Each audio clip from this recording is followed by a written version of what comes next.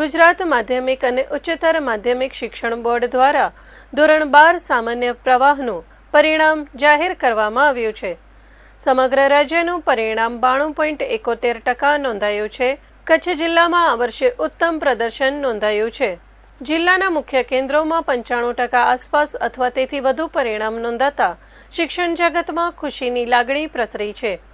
કેન્દ્રવાર પરિણામ પર નજર કરીએ તો ભુજ કેન્દ્રમાં 96.07%, ગાંધીધામમાં 94.81%, માંડવીમાં 98.41% અને અંજારમાં 95.76% પરિણામ નોંધાયું છે।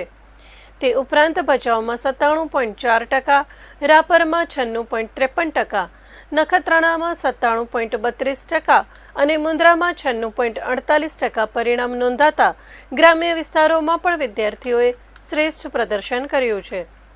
જિલ્લાના નાના કેન્દ્રોમાં પણ નોંધપાત્ર પરિણામ મળ્યું છે। કેરા કેન્દ્રમાં 98.50% અને ગઢશીશા કેન્દ્રમાં 97.61% પરિણામ નોંધાયું છે।